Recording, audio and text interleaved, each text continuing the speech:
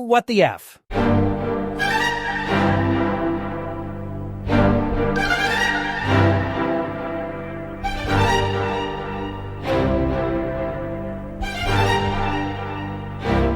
I go into the shop, get a cookie. First-time visitors get a free dab, so I go over to the dude, and he starts heating the thing up with a blowtorch. He asks if I'm ready, and then I take a very large, putrid, burnt, gaseous hit with the shopkeep shouting, "This guy's got some lungs!"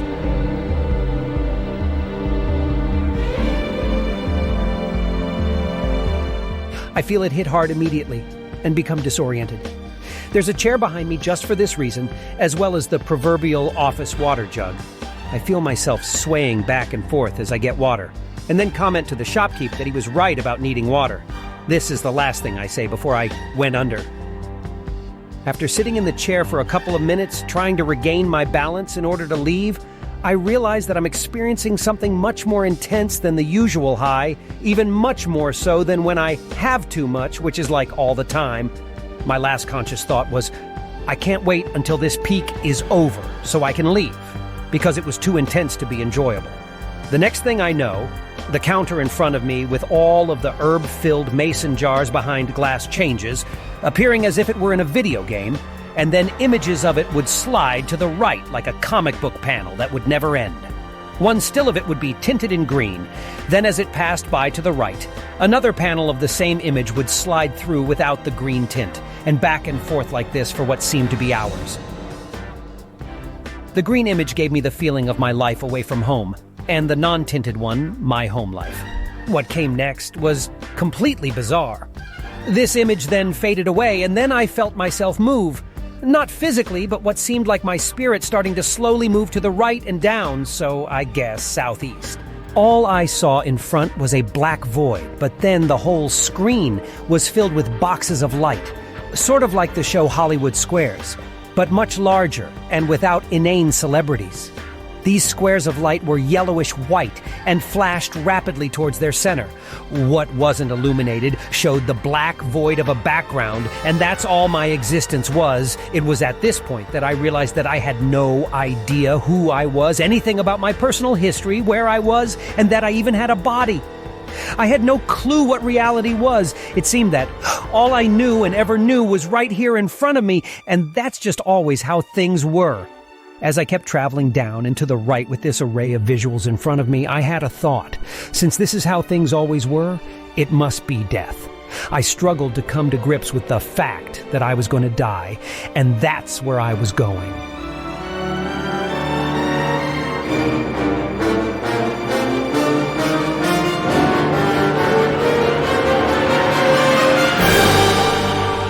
The next thing I knew, the display of lights in front of me gave way, and I was now traveling through a tunnel of green neon light. I traveled through it faster, zigzagging towards some unknown destination. I still had no control, and I still remained as a consciousness floating through this strange space. The green neon light then started to turn violet, changing color until it was a light blue. The formerly smooth walls of the neon tunnel turned into what looked like inward-facing water droplets. At this point, I felt my being suddenly become cold and wet. I couldn't help the feeling and was struggling to come to grips with having no free will, which caused severe distress.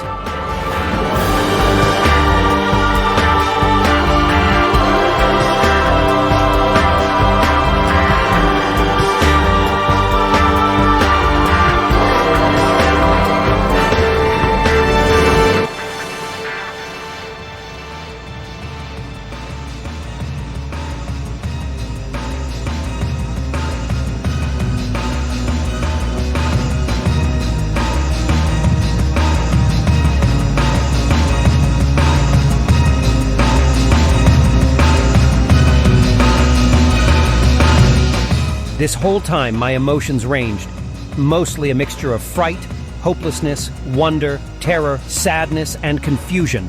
Although, is confusion really an emotion? I began to move faster as the blue water drop walls went back to being smooth, but now the color shifted back and forth to various shades. The tunnel then disappeared in less than a millisecond, and I was instantly in front of the giant black backdrop. My consciousness started to move forward like a bird traveling through the wind. I was soaring over green hills, some of them with cottages on top. These images weren't realistic, but were rudimentary lines of a thick neon light of various colors. Each cottage I sailed over, I heard and sensed things that have happened in my life since I was born. This felt very weird and distressing to me, because I had forgotten everything in my life, or even that I had a life, and these instances caused my thoughts be pained. I went over the largest cottage, and a vague, backlit face of origami dude popped out and said something I couldn't comprehend. After this, it all disappeared. I kept moving, and then found myself traveling, hovering above a rolling path of golden neon light, twisting through what felt like a hilly landscape. The path of light was the only thing of color, save for 2 parallel bars of light that ran the whole distance and a couple of blots of color to the left and right. The color then started to shift from yellow through red, and then proceeded to get bumpier. At first, small bumps in the road, then a big one before the path smoothed again. After the last bump, only a few seconds before, it was suddenly gone, and I was floating in the black space again. I hovered up and down, then started to move quickly through what looked like outer space, but with much less stars and no planets. I stopped and was hovering in the black again, but slowly. After a period of hovering up and down as an ethereal entity, I suddenly saw a flash, and it was Origami Dude standing in front of me. This was shocking to me, as by this point I had no idea what reality was and had no visual contact with the real world for what felt like an eternity. So since this world was foreign to me and I'd forgotten about it, the image disappeared, and I welcomed the darkness.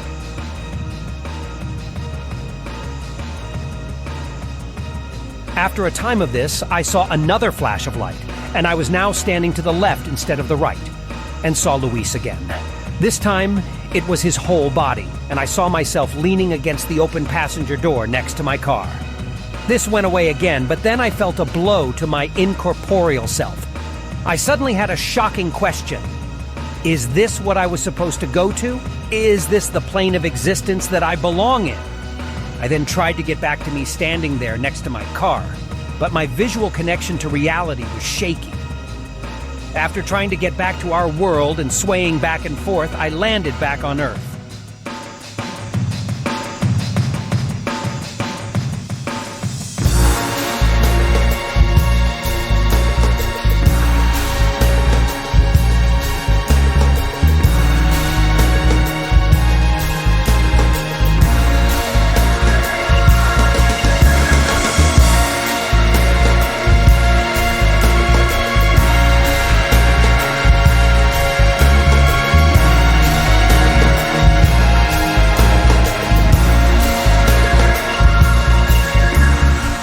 I was finally able to speak, but with difficulty.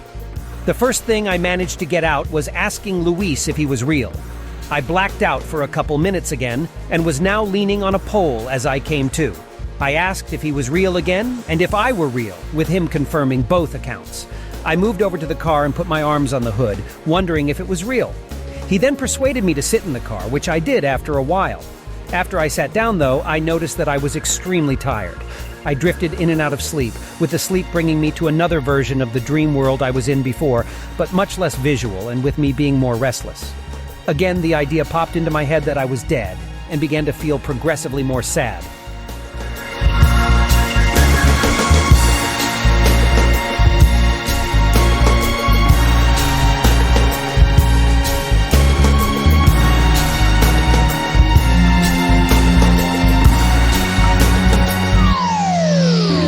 After we arrived back at my house, I snapped out of it and realized that we were parked near my house. Apparently, along the way, I was moaning, humming, crying, and then threw up a little. He had asked me if I wanted to change clothes at home, which in my slightly awake stupor I agreed to. When we got there, however, I was angry that we were back at my house because I knew there was absolutely no way I'd be able to walk into my house and change. Not only because of the family members in it, but also because I still had little control over my own body. We moved parking spots, and I had to open my door and throw up outside on the street. I told him to go to Vengeance instead, and said I couldn't go in my house at all, the darn fool. I looked at the time and saw that it was nearly 12, and realized that I was really late. and I had no idea that crazy amount of time had passed. Anyway, we showed up totally fucked up to a goth club, as if that's a weird thing to do. So, yeah, there's the story.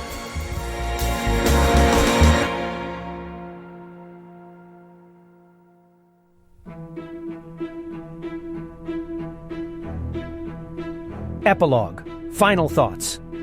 I don't remember a thing from what happened in the real world before I was standing on my car door, but Luis filled in the details of what he knew.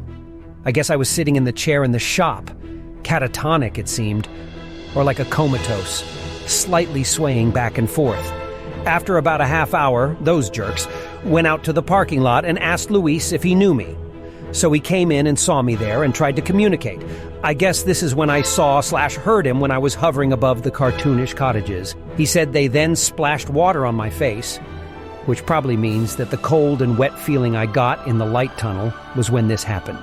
He said then he and 2 other people got me out of there by my arms and legs, and that's when I began to stand near my car, still in my dream world. Thinking back, when I started to project a pained humming, was when I had the thought that I was traveling to go die, and my tears were from the realization that I was indeed dead. The rough patch I hit on the light path could have been me being transported out of there and down their ramp, who knows? And the part with me going through a sparse space and feeling a rush through there could have been finally being outside, feeling the wind. Again, who knows? All in all, I took the dab right after I texted DJ Lexicross at 7:09 p.m. and wasn't sufficiently functional until I texted again at 11:32 p.m. when I was heading over. A dab with my tolerance level? No thanks. December 10th, 2014.